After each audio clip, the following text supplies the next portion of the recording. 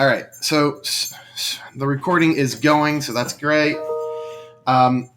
Just a few reminders before we get fully underway. Homework is the big thing that I want to make sure you guys are, caught up on. Most people, from what I'm seeing, if you're in chat, I think there's only almost everybody who's in chat currently has submitted their assignment from Monday. That's great. I think there are still a few. Dakota, I need you to double check because I don't think you have. Get that turned in. I'm going to give you a 1 day worth of not getting penalized for having it turned in late. But you need to get that done today. And with that as well, we're going to have another assignment starting, that is going live today at 11. It's similar. It's another 5 questions, 2 multiple choice, and then 3 short answer. There's not a secret one that I'm going to be hiding in here today. So just that you don't have to worry about that while you're taking notes. But you do need to make sure you get that done. That is due Friday at midnight. So again, I've emphasized the importance of kind of getting into a routine. So you should probably be spending the immediate time that after I'm done here and just get that done. Dakota, if you finish the form, what's up? If you finish the form, just make sure you've submitted it or whatever. Just double check. I was surprised to see your name on there because I know you're always in here. So just make sure to get that done. That's fine. No big deal. Again, a little bit of leeway here, but for everybody who's watching either recording or here now, something to keep in mind: if you turn in assignments late, that's going to be 10% off immediately. And remember, if you're not getting at least an 80% on these assignments, you have to redo them. That is the rule. And so that's going to be immediately make it very difficult for you to pass. Also, if you are doing some of these short answers and you are not following the instructions, which is at least 2 sentences and complete sentences, then those are going to be immediately wrong because that means you're not following the instructions. Okay? They're pretty straightforward. I'm not trying to make this overly difficult for you, especially not right now. So follow the instructions that I have out there and you'll do just fine. If not, you're going to be redoing some assignments. And I'm not simply going to give you the same assignment to do again, because then you could either find somebody else to copy off of or, just change the 1 or 2 things. I'm going to probably be giving you a brand new assignment full of questions that you have to do. With Pearson, those assignments are readily available for me to find. So just keep that in mind. It's not something like, oh, well, I'll do it later. Or, oops, I didn't pass. I'm going to just do the same thing. No, you're going to be overwhelmed very, very quickly by all these classes if you're not staying on top of everything. We'll talk more about it at 1:30, but we're going to be rolling out some new ways to make sure you guys are held accountable for all of this, including contacting parents. We're going to have to do that if you're not staying ahead. Most of you are, especially for history. That's awesome. There are several. From what I've seen, there's almost half of 8th grade has turned in pretty much everything, and I would say about 80% of 8th graders have turned in everything they need for history. So, hey, Kinsley, you're somebody who needs to turn in your assignment as well. So please get that done. I don't know if you just turned in the form and for whatever reason didn't submit the assignment. I'm just letting you know so you're not getting that email on Friday and be like, what's going on? Did I see it now? I'll check. Yeah, you're good. You're good. There you go. I really do appreciate everybody showing up saying here. You don't have to do that, but it does give me a little bit of sense of just who's participating. And looks like we have about 30 people who are watching the stream, so that's awesome. I would love to get that up closer to 50, but I know there are some people who watch the replay, and that's fine too. So getting into our notes for today, we're going to be talking a little bit about Eisenhower and Post-War America is the title of the lesson. So this lesson 3, we're going to go through the entire thing today. At least that's my goal, is get through this entire thing so we can try and move a little bit move rather quickly. again, 7 lessons in this unit, and I'd like to get through as much as possible. I'd like to get through almost the entire textbook if we possibly can. But again, we'll see what we can do. So we're going to move a little quicker than normal. That's totally fine. Just keep pace, and I still ask you some questions in chat. So where we finished up last time, we had just finished talking a little bit about the Korean War, McCarthyism, and those fears with the Cold War. We're going to kind of steer away from that this lesson, not talk too much about Cold War, but we're just going to focus on some policies that were in place here at home. So when the war ended in 1945, 2/3 of all American men between the ages of 18 and 34 were in uniform, were serving in some way or another. That's a huge amount. Just think about that. 2/3. That is, most of that age group is gone serving, and when they come back, they are going to be facing several different challenges. Number one, obviously, they don't have the same jobs as they necessarily had when they left.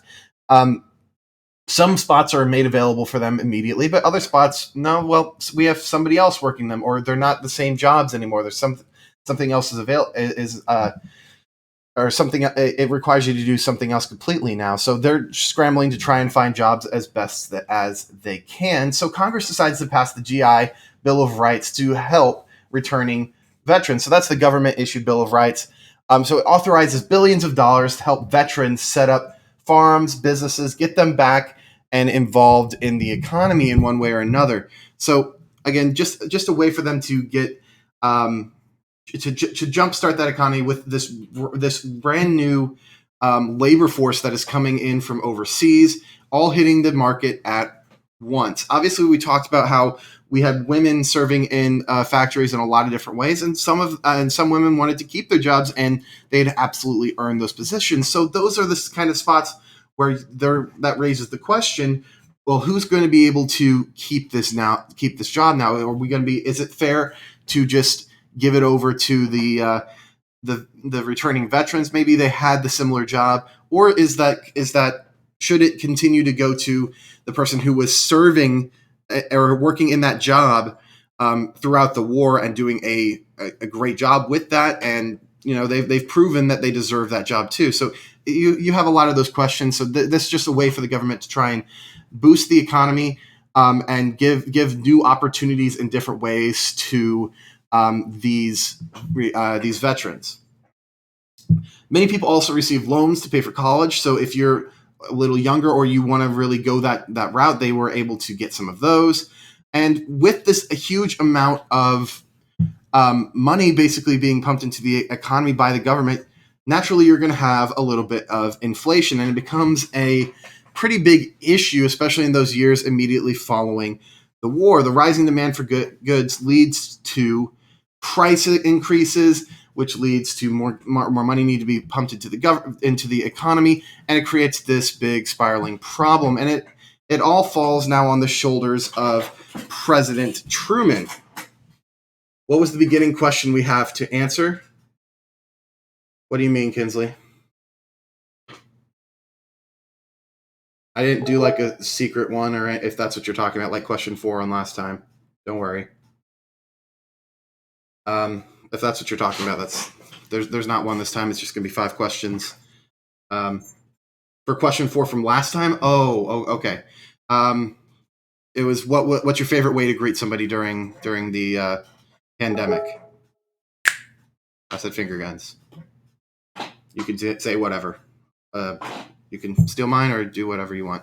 I had a lot of great answers for that. I really like some of them. Anyway, with these issues, yeah, no problem.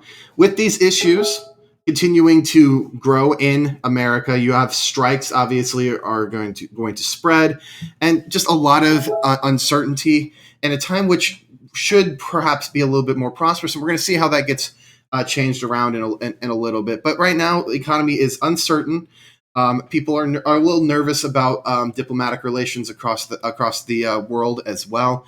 And Truman is starting to feel a lot of that pressure. Now, that doesn't necessarily mean it's going to come all completely down on him, but he's not a secure, popular president that you might have during times of total prosperity. So during the election of 1948, with all of these issues continuing, you have labor strikes, soaring prices, and it helps the Republicans actually win the House and the Senate in 1946, which is pretty noteworthy considering the country had been under Democratic leadership for quite a long time with President Roosevelt, and controlling the White House for an extremely long time and being pretty successful in taking the country out of the Great Depression, leading us through the war.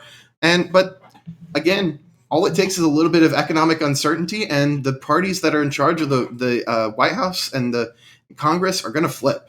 That's all it really takes. You'll see that even today, you'll see a lot of flip flopping. If there's any uncertainty at all, other parties probably going to have a surge in votes at the either the midterm elections or the presidential election years.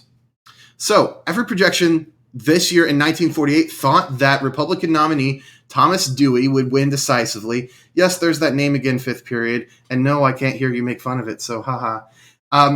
Win decisively, but when results came in, Truman emerged victorious. And it ends up leading to this incredibly famous picture that I have over here. Dewey defeats Truman. The Chicago Tribune was so confident that Dewey was going to win because every projection they had seen and all of the exit polls or whatever they had at the time really thought that Dewey was going to win pretty easily. But when everything was all said and done, as you can see, it was a close election. There's a lot of big states that went Dewey's way, but Truman was able to just barely edge him out, and it leads to this kind of funny picture. You'll see it even today used in different memes to kind of play on well, everybody thought this team was going to win, or everybody thought this was over at this point. And I think even Trump tweeted out a picture basically with his face photoshopped on this saying Clinton defeats Trump after he won in 2016.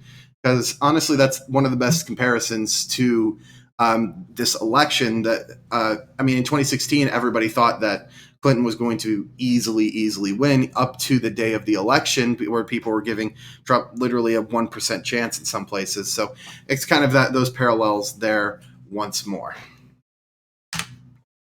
So the fair deal. We've talked about, obviously, FDR's system. What was FDR's system called, guys, in chat? Easy one. Layup. New Deal. Thank you. New Deal. And with that in mind, that was a really kind of catchy phrase, right? The New Deal, it made a whole lot of sense. And Truman now is FDR's successor. He was his vice president, and now he's in charge. And he's not super popular. And he wants to kind of come up with his own version of the New Deal with that similar catchy title and kind of give it out to the people and have them hopefully embrace it the way that they really liked what FDR did. So he comes up with the fair deal, which you can understand, parallels there. Oh, well, this is just Truman's version of the New Deal. So obviously everybody's going to like it. Not so much. It was pretty heavily rejected from both sides. Again, look at that. We can see that political cartoon there.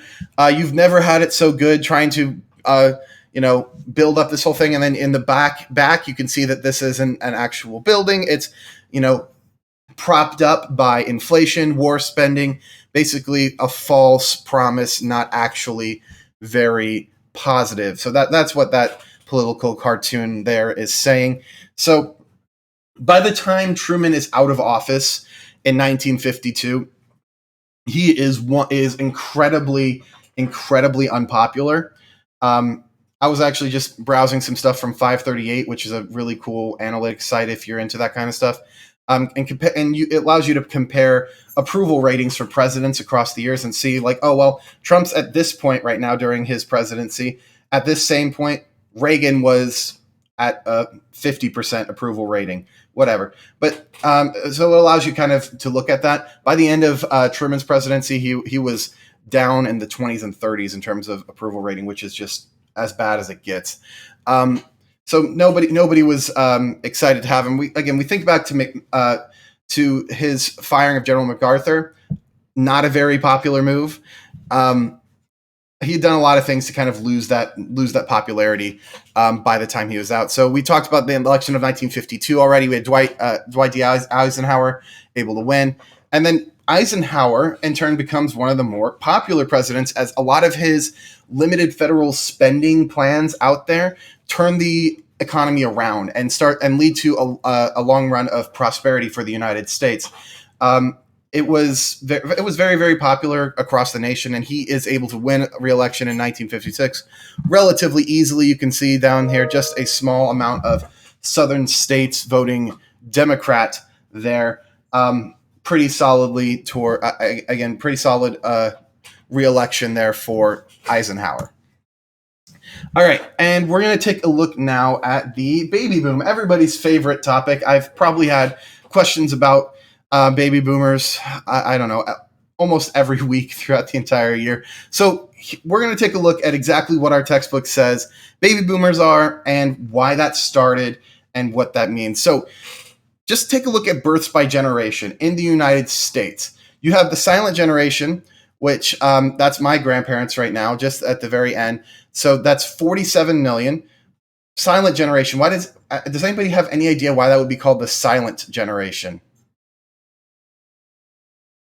Think about that in chat. I'll see what you guys have. But then you have baby boomers at 76 million, which is huge spike, especially in between silent generation and Generation X. Then you have millennials. That's me. Post millennials, or as we call mostly today, Gen Z. That's you guys. All of those generations don't even compare to the amount of baby boomers. Now, part of that you can see if you're really on the nose. Some of these years are a little weird. Nobody wants to take a chance at silent generation. Well, I think part of it is they're significantly smaller in terms of just overall numbers, and that's partially because of the wars, the Great Depression as well. Partially because of the wars, Great Depression, it leads to a very, very small number of new births. Well done, Mary. During this period of time, so I think that's part of it. Honestly, I could double check that stuff, but I think that's what it is. But anyway, baby boomers, 76 million, more births than even to today, which is a really crazy thing. So why do you think why do you think there was this sort of boom right after World War II? When was the greatest generation? That was before silent generation, I believe. That was the one that more or less serves, before silent generation. I believe that's the one that serves in World War II. That's why they get that name, because silent generation for the most part wouldn't be old enough to serve. That's a great question, guys. So why is there such a huge boom in births? So there are a few obvious reasons. Biggest one would be during World War II, you're not going to have a whole lot. Now, my grandparents were born during World War II, so they were the exception. But for the most part, if you're not going to be able or want to start a family during World War II, you're going to wait until people get back. So as soon as those 2/3 of men ages 18 to 35 get back, like we were talking about, a lot of them are going to start families right away, and that's going to lead to a huge spike in births in that time immediately after. And then continuing on, the economy continues to rise during Eisenhower's time as president. Things are going great, and that's going to lead to more and more people trying to start bigger families because they have the money to support it. Nowadays, we see that there are a lot of people who are facing economic uncertainty who are a little bit younger. Not that it's necessarily down in the dumps. Well, forget the whole coronavirus thing, but before that, but people were facing a little bit less certainty on being able to support themselves and a big family. So you start to see those numbers beginning to decline. A lot of the times it correlates directly with how well the economy is doing. Better the economy is, the more people who are going to want to have bigger families. So you look at the average number of persons under age 18 per family, you can see how that spikes during that baby boom period and then starts to slowly taper off. And again, an average of 4 million births per year, that's pretty huge. In 1964, which is basically the end of the baby boomer generation, baby boomers made up nearly 40% of U.S. population, which is absolutely huge. So they're the first generation to grow up with a few different things.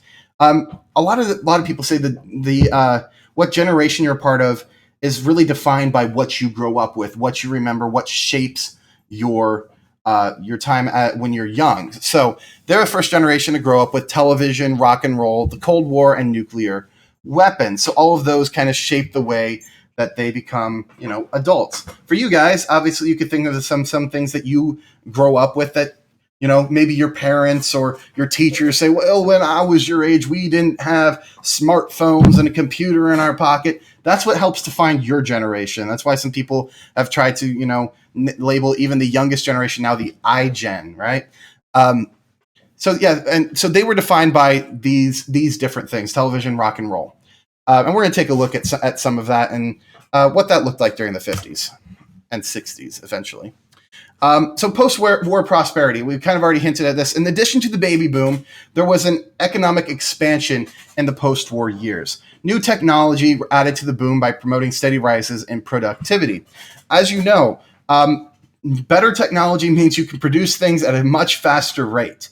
And the faster you can produce goods, the cheaper that you can sell them for, and the better it can affect society. We talked about this specifically with cars and a few units ago when Ford was able to produce a whole bunch of cars very, very quickly. It made the price of the cars go down, and everybody was able to afford one, and it allowed the company to grow as well, because they were selling things now at a far, far higher volume than they would have when they were producing stuff very, very slowly. And with this continued rise in production and and the value of goods coming a little bit down, so they're more affordable for everybody, you have the American standard of living rising, and confidence in the economy as well beginning to skyrocket. Everybody is very confident that the economy is going to be doing great, and that encourages them to continue to spend and buy stuff. And it turns into the 1950s kind of has an era of materialism where they're really into buying stuff. We've talked about this before. Again, think back to the 1920s. There's similarities there. Wanting to buy a whole bunch of new technology, new stuff for your home. You wanted to be the person with some of the best stuff out there, and that continues to define this culture. If you are somebody who plays video games and you play Fallout, the whole Fallout video game series bases the culture basically on America that never grew out of the 1950s culture. So if you're kind of into that, if you play those games, I don't know if many of you guys do, because they are a little bit older for you guys, but that is a thing that they do there. Just keep that in mind. Anyway, home ownership. So that continues to spike as suburban development sprung up across the nation. And one of the pioneers of this was William Levitt. He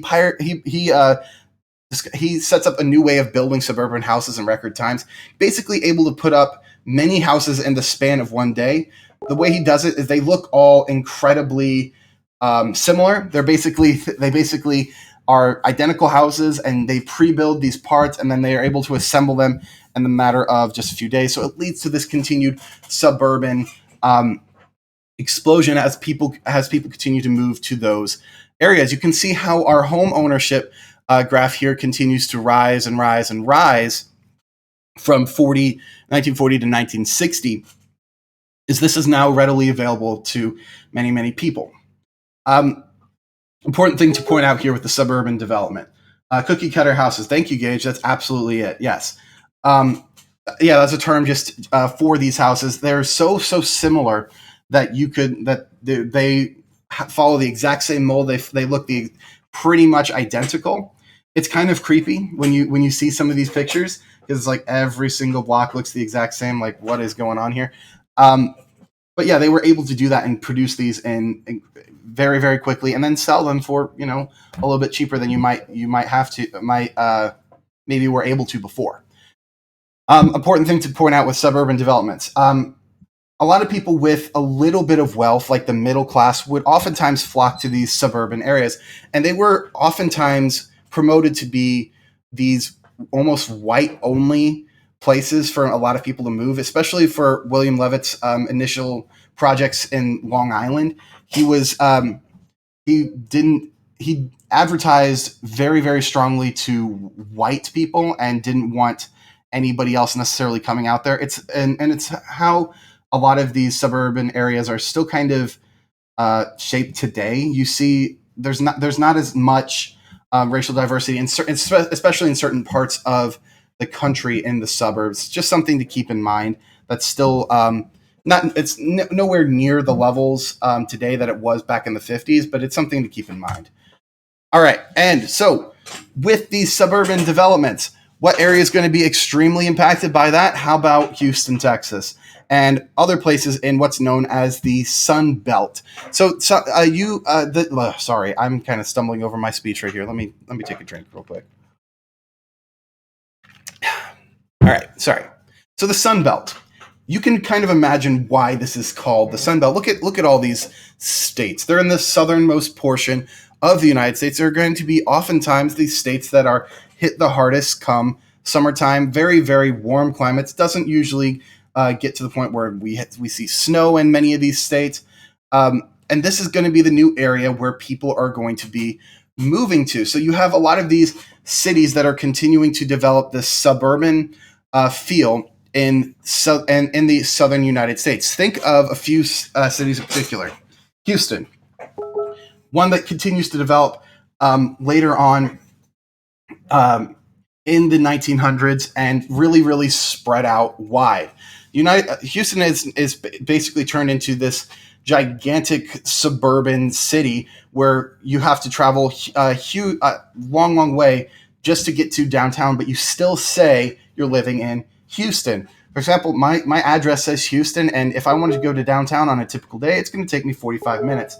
Yeah, Shamir, we do have homework. We're going to have homework pretty much every day we do any sort of notes. So just keep that in mind as we're going forward. We may be doing a project soon. I'm trying to set that up, trying to figure out what's the best way to do that. I want to do, some more culture project stuff. But for now, any day we have notes, it's going to be like 5-question homework like we did last time. All right. Anyway, you think of also cities like Phoenix, Arizona, which has become one of the largest cities in the United States now. There's a few reasons why it was never a city that would develop until later on. How about simply because of something like air conditioning? Who really wants to live in Phoenix, Arizona, where the summers hit 100, 105 regularly, and you basically have no easy way to escape that? With the continued developments and continued advancements in technology, it makes that a more and more plausible thing. In addition to that as well, we also have to think about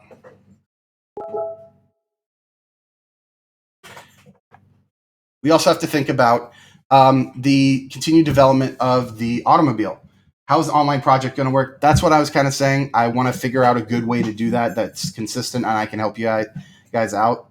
I'll talk to you more about that later when I have a distinct plan. Thank you, Haley. Anyway, so continue thinking more about that. In places like Texas and Florida, you're going to see these spread out cities. Hold on.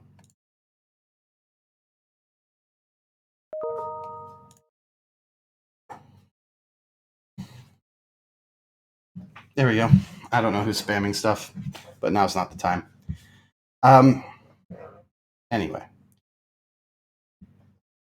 So think about places like Florida, Florida, Arizona, Texas. You're going to have these spread out cities, and you're also going to need automobiles now to get from place to place. So during the 1950s, cars become more important to daily life. People living in the suburbs of the Sun Belt needed a car to drive to work. Think about Houston. If you're living out in Spring, if you're living out in the Woodlands and you want to go downtown, not exactly a reasonable thing to take anything besides your own car down there. To accommodate the increase in car ownership, the federal government actually passes the Federal Aid Highway Act, so allowing them to set up a whole bunch of interstates and roads throughout the country. So Eisenhower takes this initiative, basically allowing the United States to continue to connect and get closer together through this new way of transportation. They're able to go from place to drive from place to place. on their own initiative. They don't have to wait for any sort of other, any sort of, sorry, they don't have to follow any sort of public transportation system to get from place to place. They're able to do it on their own initiative as the world continues to get more interconnected. Thousands of miles of highways are built, and a lot of these highways are still the ones that we use today. Now they're updated and repaved in many places, but they follow a lot of the same paths, and it paves the way for the current interstate system that we have set up to this day. And it also has the added benefit of boosting the economy even further, developing new roadside culture of motels, fast food restaurants, all of these different things that allow the economy to grow, allow the United States to be even closer and closer together. It's now no longer a foreign thing to, oh, hey, I'm going to travel from Houston up to Dallas for the day, get some work done, and come back, and I'll be back, by the end of the day. It's actually, that's a lot of driving, but it's definitely a thing you can even do now. So again, another way the 1950s culture in America is changing is the entertainment scene becomes more and more defined and closer to what we have today. So as TV sets continue to shrink, let's fix that typo because that happens all the time, unfortunately, continue to shrink and in price and grow in size. Everybody in America wants one. Obviously, we know this. We live in a world where that's still the case. But by 1960, 9 out of 10 households had at least one television set, coming a lot closer to today where pretty much everybody does. But 1960, 9 out of 10, that's really not bad. TV brought news, entertainment, the whole deal. It's starting to shape what we have even to today. And you have TV programs continuing to develop and become not just a source of information, but a source of their own form of entertainment. So you have programs presenting an ideal view of a middle-class family. In the 1950s, that meant that dad was always right. He was always the person who had that moral lesson for the kids. Mom was always busy, hard at work, and kind, and somebody you can look to when you're in trouble. And the kids were generally really obedient to their parents and didn't push those limits at all. That's kind of what you would see in a lot of 1950s culture. Not exactly the most exciting thing compared to what we have today, where we look at all sorts of weird situations and almost mock that in a lot of different ways in our television. But that's what they had in the 1950s. Also in the 1950s, you had a new type of music appearing on the national stage. As we listen to begin this lecture today, we listen to Johnny Be Good by Chuck Berry. We have rock and roll music, combining the sounds of rhythm, blues, country, gospel with a hard-driving beat, starting to become this very, very similar to what we have today. Now, obviously, there's differences there, and I'm going to challenge you on one of our questions today if you've already taken a look at our assignment, which is now should be live. That's going to be one of the questions. You're going to try and find a piece of music from the 1950s, analyze it. Well, how is it similar today? How is it different? There are bits and pieces that you're going to see that are still pretty similar. Like in Johnny Be Good, think about that guitar and how that was kind of emphasized. And you start off or have these intermittent pieces where there's just instrumental and it goes really quick and things like that. So think about that, and I'm going to challenge you to try and compare that today on your assignment. You have new artists emerging onto the scene like Chuck Berry, Little Richard, Buddy Holly, Richie Valens. You can go on and on. A lot of these who are still viewed as these legendary musicians, Rock and Roll Hall of Fame people. I could go on and on. You could see a lot of these people who are referenced even in today's songs in different ways. But of course, nobody attracts more attention and fame than the King, Elvis Presley. Legendary artist, basically defined a lot of 1950s culture. You had people obsessing over a musician like nothing we had ever seen before. People flocking to concerts and buying up records and obsessing over somebody like Americans had never quite done before in the past. So Elvis Presley starts to really change the way that the music scene actually even functions. Today, it's not uncommon to see people freaking out over boy bands and they're going to flock to these concerts. They're going to have posters up on the wall. They're going to, talk about nothing but that. This is basically started in the 1950s with people like Elvis, and continues on to this day. All right, and finishing up here, I've tried to pick up the pace a little bit because I don't really want these to go longer than about 45 minutes most days.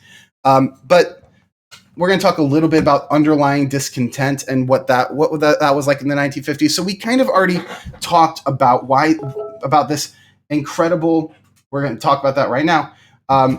Talk about the incredible materialism that was focused on during the 1950s in the eyes of many of these critics like Jack Kerouac. They saw this as incredibly bad and toxic, and something that takes the focus off of civil rights and the person behind the consumer. So basically, it's, again, we talked about this before, but criticizing this materialism and trying to get away from that. So a group of writers and artists criticized the growing materialism and lack of individuality in American society. And this was headed by Jack Kerouac, who coined the term beat, which meant weariness with all forms of the modern industrial state, according to him. And these people who kind of defined that, who really did not like this mainstream culture, if you will, were called Beatniks. So people who were going against the modern culture, who were criticizing the way that Americans had put so much emphasis on buying things and having your value defined by what you're able to own and all of that. So he wrote a best-selling novel, which is On the Road, influenced many young Americans, continues to do so to this day. It's another one of those novels that you may end up reading in your time in high school, depending on where you go. I think at Concordia, when I was there, we read Into the Wild, which was kind of a more modern play off of On the Road, and how On the Road actually influenced the lives or the life of one young person in particular from a few years back. Something to just keep in mind. This again, growing discontent with everything that was happening in American culture, defined by these beatniks. That's a question on our homework today. So if you haven't already started that, you can take a look. That is where we're going to be ending it for today. Wrapping it up around 11:10. That's a good time for us to try and wrap up. There's a lot there, a lot that we went through today. So please do not feel like you that's the end, that you can't go back. You can always go back on YouTube or on my Twitch past broadcasts and check out everything that's been that I've been talking about. I highly encourage that you do so, because if you miss something or if you need to reference something, that's a place to go. Also, just as good of a reference place to go is Pearson. There's been some issues with that lately. I know if you've tried to get on there, sometimes it takes a long time to load. Sometimes it doesn't load at all. That's why I'm not trying to force you to do a ton of reading assignments right now, because I know my mom has been trying to do that in 5th grade, and she's been dealing with nothing but complaints from people ever since she's encouraged that to happen. So it's a place to go for sure, especially because I'm taking a lot of these questions from Pearson. So if you're kind of struggling how to phrase it based on my notes and my discussion that we've had, it's a place to go to look up a little bit of help there. I highly encourage that you do so. But hey, if you can get your assignment done without that, that's fine. If you have any questions about the assignment, if you're having trouble looking for a good starting point, for example, for the music base, can you show the slide over rock and roll? Absolutely, I can, Garrett. Shoot me some questions right on here, right on this thread that you guys are on if you're live. The live stream thread from 325. Please do so. Please shoot me some questions there. I will help you out. Haley says it's Pearson's in a different language. I don't know how that continues to happen, but that is a legitimate glitch. What you need to do in those situations is clear out your browser, completely exit out, and then try and log in again. If it still persists, and I restart my computer. There's not a fix that I can do, because that's just a Pearson thing. That's why I'm trying to give you as much information as I can here and not have you guys forced to go on there and read that. Even I've been having some technical difficulties with it. Sometimes it just doesn't load and it takes forever, and there's nothing I can really do about it. So, sorry, this is not the rock and roll page. What am I doing, Garrett? Sorry. There you go. My bad. Sorry. Are there any other questions for me? I know some people are probably looking at the homework right now, maybe even getting it done. Is there anything that I can help you out with there? I did say link to a song. Please try and do a different song than what I've played. If you're completely stuck, I'm not going to count it wrong, but try and do something different than from the Johnny B. Good song that I focused on, because I already talked to you about that stuff. All right, I think I'm gonna cut the recording off here unless you have another question for me. Automobile slide. Wait, before I do that, Garrett, are you good? I'll wait till Garrett gets me the all clear here. Anyway, if you're watching on YouTube, bye. Ask questions, please. Yeah, thanks.